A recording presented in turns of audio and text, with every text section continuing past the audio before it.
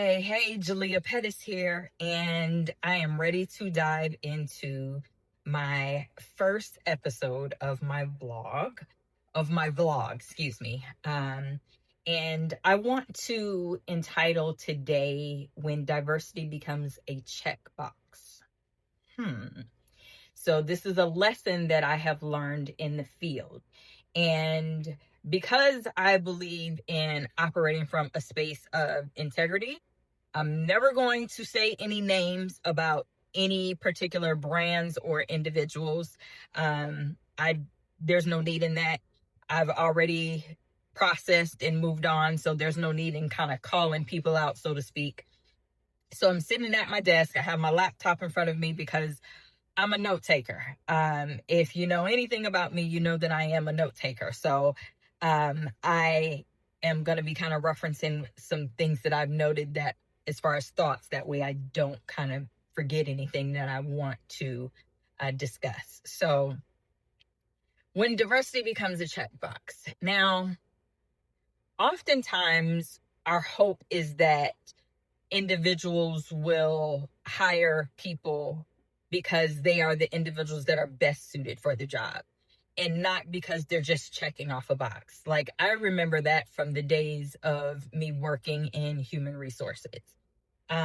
And unfortunately, the one of the last HR jobs that I held as an HR manager, I learned within probably the first year that I was there that I was there to check off a box.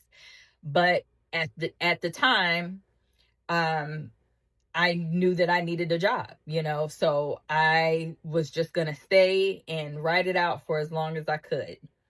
And actually, being in that role is what catapulted me into becoming an entrepreneur, but we'll save that story for another day. So, the scenario that I'm going to share with you today is one of an instance that happened a number of years ago. I had reached out to a brand within the beauty industry that I had noticed for years that they were using stock imagery. Now, if you know anything about stock imagery, all you got to do is pay for it and you can utilize it in whatever capacity, right? So I'm thinking to myself, why is this brand using stock imagery? Like, that doesn't make any sense to me. And then they were using the stock images that had been repeatedly used over and over again by a ton of different brands. So it was just looking a little crazy. So my thought process was, I wonder if they would be open to something fresh and authentic and diverse. So who do I possibly know within my circle that I could reach out to, that could help me kind of, put my name in the hat, so to speak. So I found that individual and we had a few conversations, and they made the initial introduction. And once that initial introduction was made, I was able to put together a pitch. Now, I pitched a pretty, lengthy idea of what I had in mind for them. And after a lot of back and forth over a few months, they said yes. And then, of course, came... Okay, we're back since my camera decided it wanted to move. After a few months, they decided that they wanted to move forward. So, of course, that meant, contract negotiations and all that good stuff.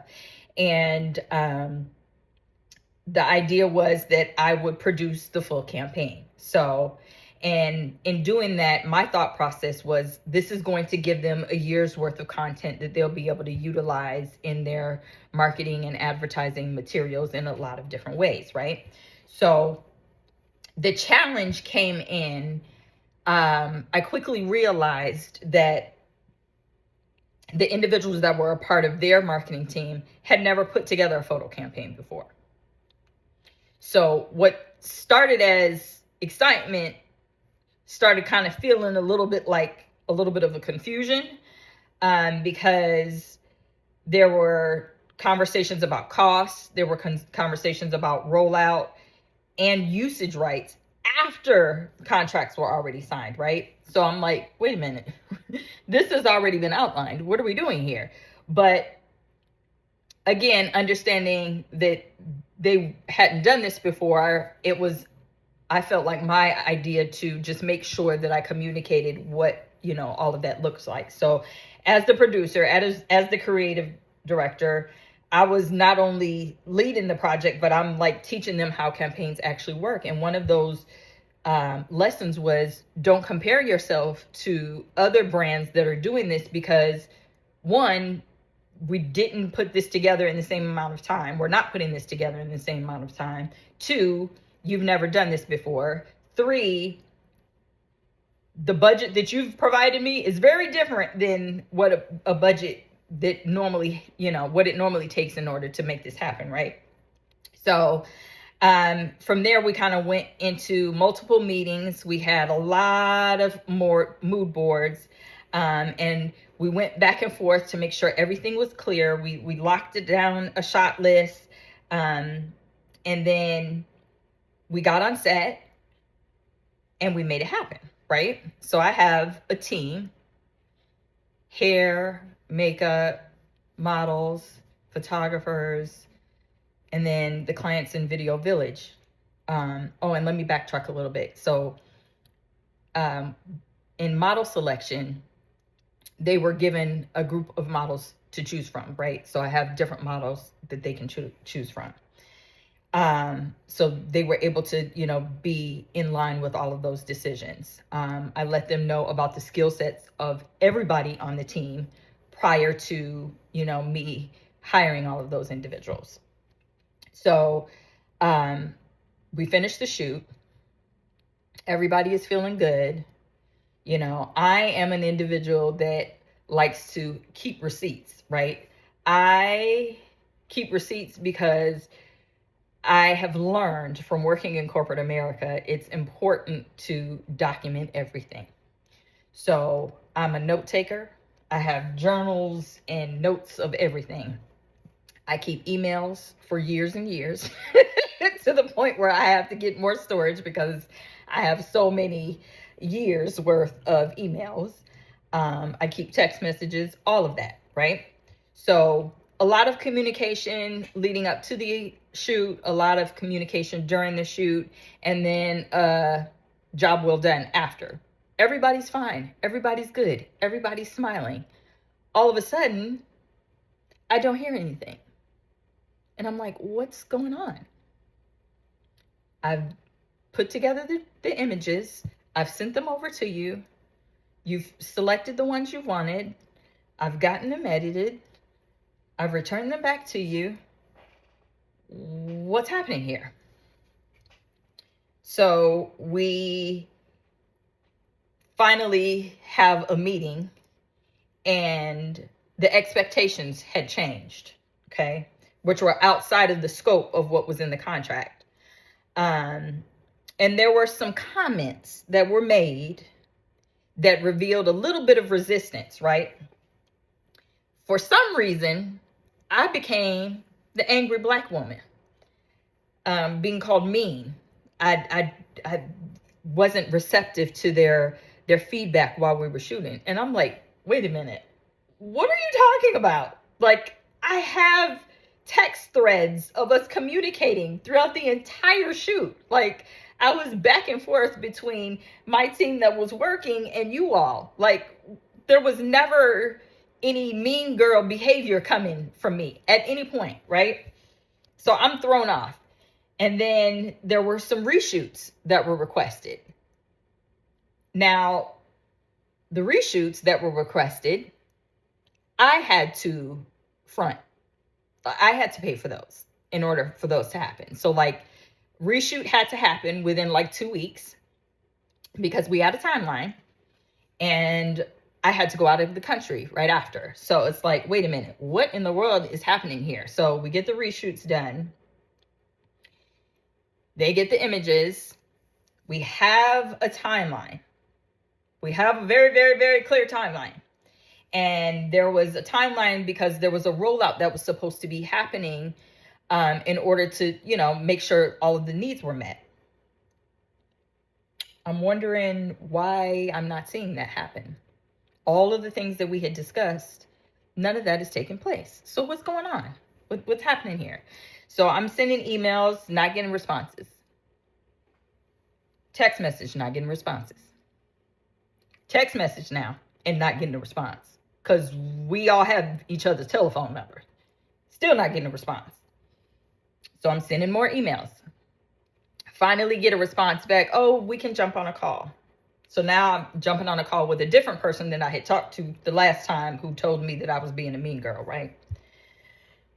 Oh, yeah. And the person who told me that I was being a mean girl wasn't on set when all of this was happening. Anyway, so I have a phone call with the person, one of the people that actually was on set. And it was, oh, yeah, we think that everything went well, but some of the feedback that we had gotten from our senior leaders, you ready for this? You didn't use enough white women. I'm sorry, what?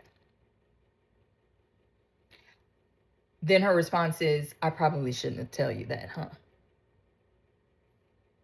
I don't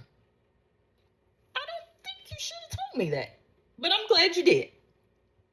Because this just puts everything into perspective for me. So we end the conversation, and I didn't feel any better than I did going into the conversation, if I'm honest. But we end the conversation, and I felt like we delivered a powerful, diverse content. But I noticed that when everything started, when it was time for everything to come out, it was only a fraction of what was actually rolled out. The rest of it was completely sidelined, like completely sidelined. We had so many images that were showing diversity in hair, showing diversity in nails, in skin. It was very much representing the different niches within the industry. And then it also was very much representing different ethnic groups.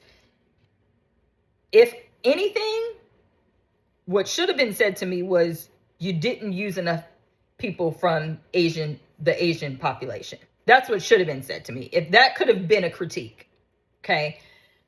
Although I did add an Asian person to the casting, okay? Just saying. That should have been it. It shouldn't have been, you didn't use enough white women. But when we ended the conversation, I remember, oh, this will be a lesson that we can later learn from. And I'm like, okay, well, I hope that we get to work together again, because that was the conversation from the very beginning all the way through. This is our first time working together, for everybody to get an idea of what it's like. I do this do this a lot on a regular basis, so I know what this entails. This is an opportunity for you guys to get to know how the process actually works, blah, blah, blah, blah, blah. Well, they later completely pivoted and erased diversity from all of what was built in. Not only did they not utilize everything that we had planned on for that whole year, it was only a fraction, like literally maybe a fourth, not quite a third of, it was a fourth. It honestly was a fourth of what we put together. And they completely pivoted, erased everything. Like, oh, there were supposed to be banners and this and that and all of that kind of stuff of everything being rolled out. And that following year, they decided to go in a completely different direction. And Jalia and 3J Productions were not involved in it whatsoever. But you know what was involved in it? All white women. There was no diversity anywhere. There was no niches anywhere. Like, it looked so crazy to me. But the lesson, and oh, there is a lesson, because there's always a lesson. The lesson for me was the importance of stronger contracts, for sure, because I shouldn't have done a reshoot. And if I did do a reshoot, the term should have been a lot clearer. And I shouldn't have had to do that on my own dime, because that wasn't something that was discussed if they didn't, quote unquote, like what we did the first time, right? Oh, and mind you, the reshoot images weren't even the images that they rolled out in that fractional. Just saying. So, clearer expectations on my part, and making sure that it's written on their end, and then being protective of the creative labor. Like, diversity cannot be performative. Like, it just can't. If brands aren't prepared to truly embrace at every level, from casting to rollout, then you're undermining the whole value system of why you decided to put this together. The whole premise behind this was so that you could have images, that way you could utilize them throughout the year and you didn't have to use stock imagery. It never occurred to me that race would be coming into play. It occurred to me. I don't know why it didn't occur to me, but it never occurred to me. But what did occur to me was everybody that I had on my team, creative wise, was a person of color, or a person a part of like the LGBTQ community. Like, I wanted to make sure that it made sense, but not only made sense, but really made up the individuals that make up the beauty industry. Guess what? The beauty industry is not made up of just one gender and one race of people. Baby, it's 2025. Where, like, really, granted, this was a couple of years ago, but still, a couple of years is still ridiculous. So I kind of feel like I have grown from it. It's shown me ways that I can kind of tighten up on my end. It also shown me ways that I need to make sure that things are tighter in my team, like, just overall, completely. You know what I mean? I think that's super, super important. But it also kind of showed me that, like, you're not going to put me in a situation where I'm looked at as an angry Black woman or being a mean girl because I'm being assertive in what needs to happen. Like, for those of us that have worked within tight timelines, you know you have to get things done within a certain time frame. And then when you're on set for a shoot, you got that studio for a certain amount of time. So we need to get it done. Well, I ain't got time to be over there coddling you because you having a whole breakdown. Like, let's get it together. Not that that was happening, because that was not happening at all. Like, truly, it was nothing but like upbeat energy the entire time. But I think for creatives, we have to protect ourselves. We have to make sure that people are not gaslighting us. And for brands, you need to value what you're investing in. Like, be prepared to back up what you say with words and actions. Like, otherwise you're just wasting your resources. Like, that was a complete waste, because you literally just flipped the script and did something totally different the very next time around, versus staying true to what you said that you were going to do in the contract. And I know that there are people that are probably like, Jalia, why are you not naming what this is? Why are you not, really saying it? Because it does not matter one bit. I know, and they know. And I know that they see me. And I know that they watch me, because they stay on my Instagram stories. Like, they stay on my LinkedIn. They stay watching. But just know, I will never forget that. I will never, ever forget that. I, again, feel like I have grown from it. It has shown me ways to become better at what I do. And I walk away with every opportunity that I work with someone with lessons. Again, both positive and negative. And I want to get an idea from you guys. Have you ever experienced any projects where you felt like the values did not match up with the actions? And I want to hear from you. Let's talk about it. Let's find out what is happening when those values and those actions don't quite add up the way that people assume or say that they plan to do. Because I know I'm not the only one with a story. I know we all have stories. And I joke about it often with my best friend. Is like, girl, I could write a book, baby, because some of the things that we have dealt with is nutso. But I will say, I think that it's important to not be in a space of harping on negativity. Learn from it, take what you can out of it, and move on. And that's what I've done. And I'm thankful for that because it allows me to move a lot differently in the spaces that I'm in. All right, y'all. So that is the first episode in a nutshell. Like I said, I'm going to keep doing these. I'm going to keep sharing my experiences, but I do want to hear from you. Like, have you ever been in a situation similar to that? How did you handle it, both positive and negative? And I look forward to sharing more with you all soon. Thank you so much for being here. Until next time.